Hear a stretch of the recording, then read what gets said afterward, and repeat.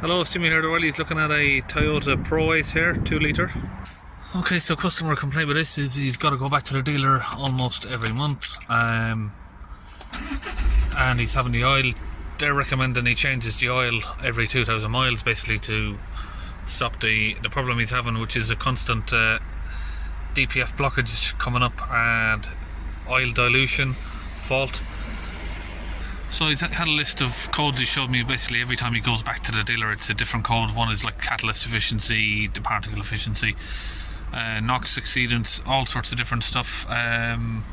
Code we've got on here now, I'm using a Launch Eurotab 3 scan tool.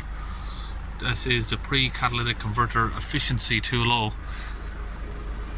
So basically what this guy's having to do is, like I said it before, the dealership is having him to go back and change the oil every couple of thousand miles basically, because it's getting oil dilution.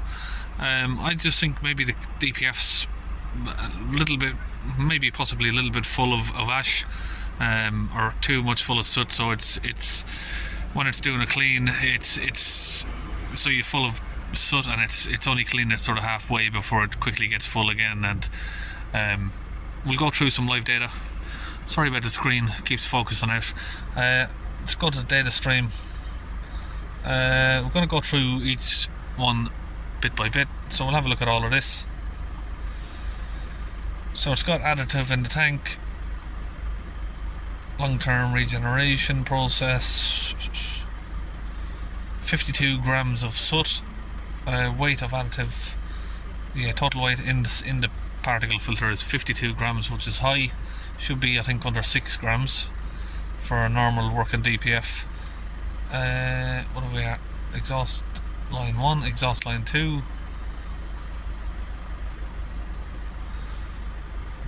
40,000 kilometers, is it? Average distance between the last 10 regenerations 60 kilometers. That's not very good. Now, to be honest, what is the fix for this sort of problem? It's just a bad design, really. Bad software, bad designed vehicle, and that's it basically. So we're sitting at sort of 10 to 20 millibars of pressure at idle.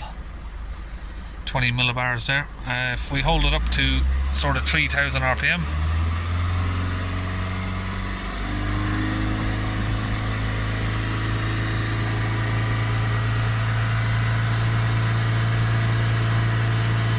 keep an eye on that pressure.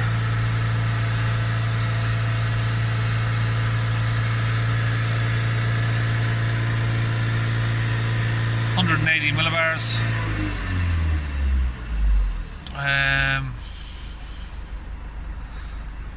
Exhaust line information 3.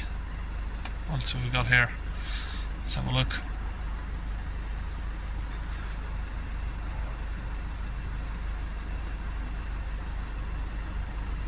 Not much information in there, to be honest. DNOx system codes. Let's have a look. Or data, sorry.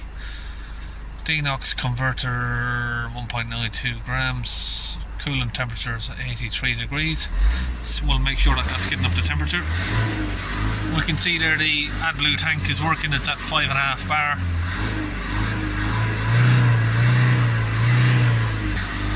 And we can see there the thermostat is working. DNOx system 2 now. Oh, we've already done this one I think, haven't we? Yeah. DNOx, what have we got? 1 and 2. Okay, so looking at the DPF pressure again, it seems to be increasing. 200 now, 210. And at idle there, it's now idling a little bit more around the 20 to 30 mark. So of course what I'm just here to do today is he wants to have a DPF clean rather than what the dealership is suggesting of replacing the DPF and then change your oil every 2,000 miles. I'm going to see if it'll last longer with a clean.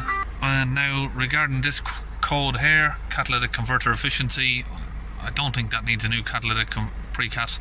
If I have a look on this live data here, total weight of soot 52 grams and the percentages left on the DPF is 0%. Okay, so for the pre-cat, these vehicles, they use a calculation system to say if it needs a new pre-cat or a pre-catalyst or a DPF, and when you get a fault trigger off, that can quickly just drop straight to 0%, even though your catalyst is fine. So what I'm going to do for now is work on the emissions, and I'm going to program in a new DNOx pre-catalyzer here. Sorry, that was off focus there.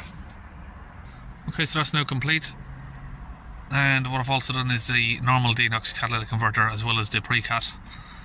So of course what this customer is wanting me to do here is give him some sort of permanent fix for this problem, but unfortunately all I can say is with these types of cars, I'm having this issue regular, which I never used to have with the Euro 5s. Euro 6 cars are all having this sort of issue where you clean your DPF and it's not a permanent fix. The problem will come back. It's just an unavoidable bad design on most of these Euro 6 vehicles. These ones aren't as bad as some that I've seen. I mean, I've seen some of the Audi A4s and A6s. People are putting a new DPF and EGR cooler in, and within 5,000 miles, the problem is back, engine lights on. So what I'm looking to do here is basically reduce the mileage, so every 60 kilometers he's having to do a regen, and I'm guessing that's just because the DPF isn't cleaning all the way down. It's only cleaning, if your DPF's full here, it's only cleaning it down to here before it gets full again. So if we can flush that down to a cleaner level, hopefully get the DPF to work a little bit better. And of course also not take notice of that need to replace your pre-catalyzer. Just tell her it's had a new one and that should be fine. We looked on the live data, we've got 20 ppm particles per million coming out of the NOx, so that seems to be working pretty fine. Okay, so what I've done here is I've mixed up some of the Launch UK DPF cleaning fluid into my pressurized gun here. We're going to get that connected up to the compressor. Okay, so we've got the vehicle up on ramps here. We're going to climb underneath and access the DPF. So we're just under the vehicle here. We have the DPF, and this is the pipe that we're going to connect to right here. So we're just going to twist that clip around so it's facing the right direction, and we'll get that disconnected. Got the clip under the holes on the pliers on the wrong way around. If you give that a bit of a pull there, it should come straight off. Oh no, I haven't got it the wrong way around, it is that way. There we go.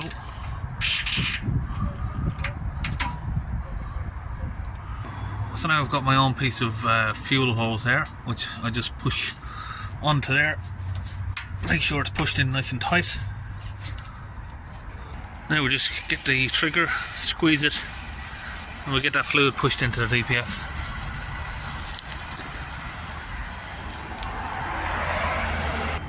So now we've got all that in, you see some steam coming from the exhaust there if it is warm. There's your DPF over there. Okay, now we'll get that clamp just tightened back up.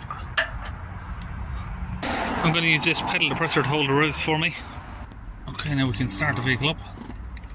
Make sure it's out of gear.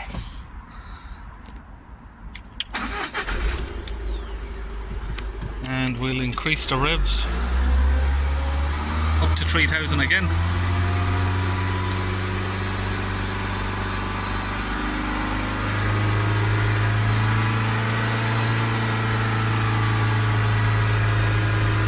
Keep an eye on that chart.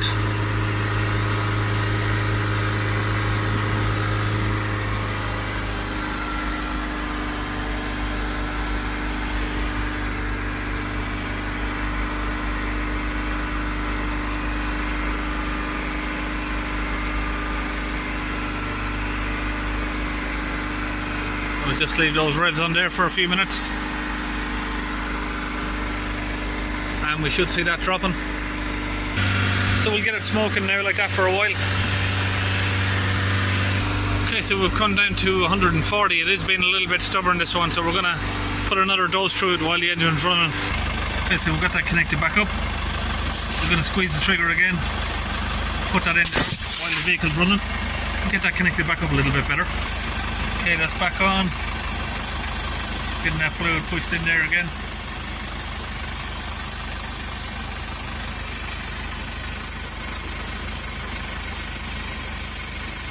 Okay, so with the vehicle running, I can hear air escaping, and if we come over here and look at the AdBlue injector, you can see that's definitely leaking,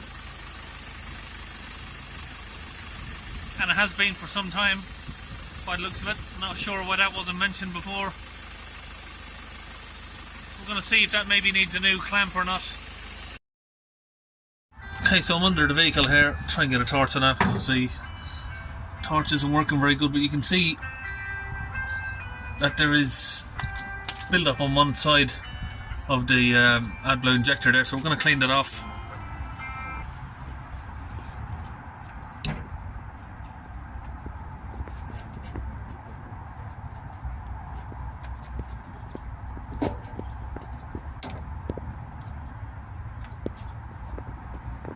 Okay, so we've cleaned it up a little bit now. We'll stick a bit of brake cleaner on it as well.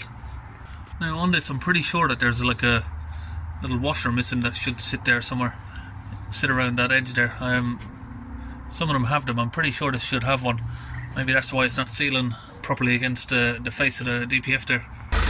Okay, so you've got the engine running. That definitely seems to have fixed that problem anyway, but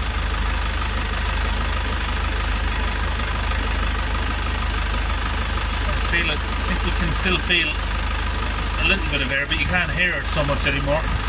I'm going to recommend getting a new injector with a new clamp and everything there. Okay, so what I'm doing here, I've got the vehicle jacked up. We're going to check the AdBlue tank. Now Toyota have told them that the AdBlue, sorry, not the AdBlue tank, the Eolys pat fluid tank. Toyota told them that it doesn't need doing because they checked on the computer, but like I said, that's just the calculation levels of the pat fluid. It's just calculation, so you can't trust that. We're going to take the tank off and check it. So you got a few bolts there, you can take it off and it gets rid of that plastic cover there, and then we can just grab the tank, slide it forward, and it comes down, and I can already feel that there's nothing in that. It's completely empty. Okay, so I've got that tank out, it's completely empty. So of course that's why the vehicle's going to need regeneration every 5 minutes, because it needs this fluid to clean the DPF. So after the regen's finished, DPF's not 100% clean, and it's going to need a regen again every sort of 20 to 30 miles, like what it's doing. Okay, so I've got that connected here to the tube. I've disconnected it from the tank, got that connected to the pat fluid bottle here. So now I'm just holding it up and we're gravity feeding it into the tank there.